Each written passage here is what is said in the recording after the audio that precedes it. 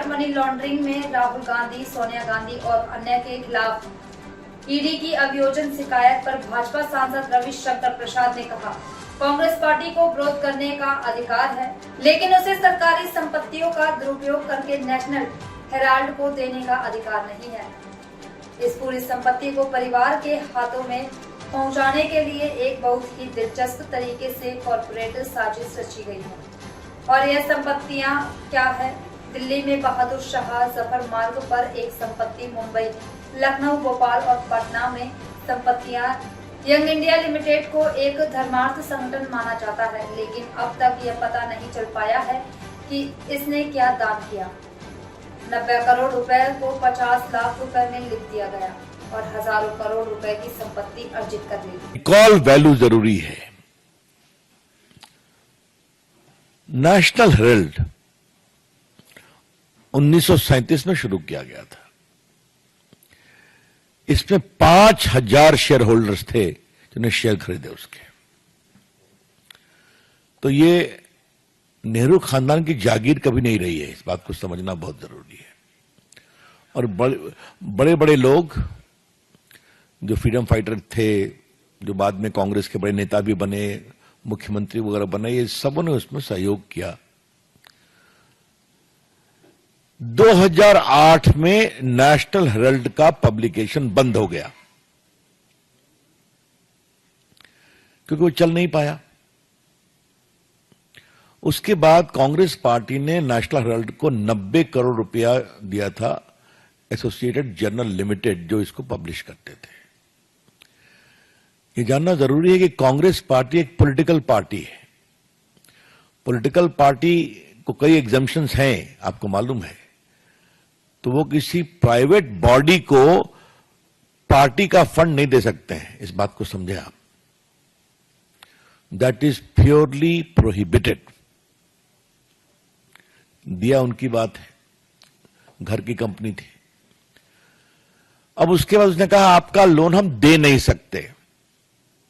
तो दे नहीं सकते तो एक बड़े इंटरेस्टिंग तरीके से एक कॉर्पोरेट षड्यंत्र किया गया, कैसे ये पूरी संपत्ति आ जाए परिवार के हाथ में। तो जो एक कंपनी बनाई गई यंग इंडिया कर करके, उसमें 38% शेयर सोनिया जी का, 38% राहुल जी का, और बाकी मोतीलाल वोरा और बाकी लोग का था, ऑस्कर फर्नांडिस वगैरह इस टाइप के लोग थे वहां पर। ये इक्विटी शेयर 9 करोड़ के पूरे शेयर इस यंग इंडिया कंपनी को ट्रांसफर कर दिए गए। ये 9 करोड़ का ट्रांसफर होना बड़ी बात नहीं है। इस 9 करोड़ शेयर के ट्रांसफर होने के बाद यंग इंडिया कंपनी, जिसके 76% शेयर होल्डर्स सोनिया जी और राहुल जी थे, उसके हाथ में एसोसिएटेड जर्नल की पूरी संपत्ति आ गई। और ये संपत्ति क्या क्या है? दिल्ली में बहादुर शाह जफर पर एक प्रॉपर्टी, मुंबई में प्रॉपर्टी, लखनऊ में प्रॉपर्टी, भोपाल में प्रॉपर्टी, पटना में प्रॉपर्टी, जो हजारों करोड़ की है। ये कहा गया कि यंग इंडिया लिमिटेड वो नॉन प्रॉफिट ऑर्गेनाइजेशन था, चैरिटेबल पर्पस के लिए। आज तक उन्होंने क्या चैरिटेबल पर्पस किया है कुछ पता नहीं है। इसके बाद एक प्राइवेट कंप्लेंट होता है, बाकी कार्रवाई होती है, फिर ईडी मामले का इन्वेस्टिगेशन करती है। यहां पर 3-4 चीजों को पार्टी के मंच से फैक्चुअली रिकॉल करना जरूरी है। ईडी ने कांग्रेस के वर्तमान अध्यक्ष मोतीलाल खरगे को भी इंटरोगेट किया था, क्योंकि वही एकमात्र थे एम्प्लॉय, मोतीलाल वोरा, सॉरी। तो ये इस बात को समझना चाहिए कि वही एक एम्प्लॉय थे, अब तो नहीं रहे। Thank you Sanjay. उसके बाद पवन बंसल थे, उनको इंटरोगेट किया। फिर सोनिया जी और राहुल गांधी को भी इंट्रोगेट किया कई घंटों तक। स्वाभाविक कोई जवाब नहीं था। और ये जो 90 करोड़ बकाया था, इसका हिसाब क्या किया जाएगा?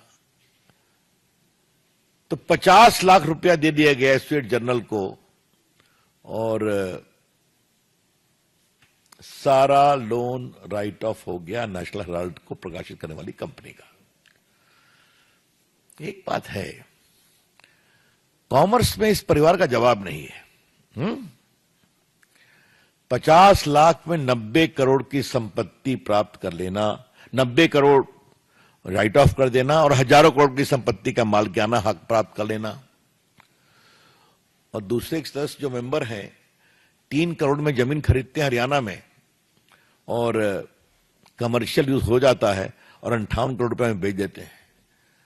तो ये तो इस देश को सीखना चाहिए कि ये जो गांधी मॉडल ऑफ डेवलपमेंट है, इसलिए मैं इसको गांधी मॉडल ऑफ डेवलपमेंट कह रहा हूं।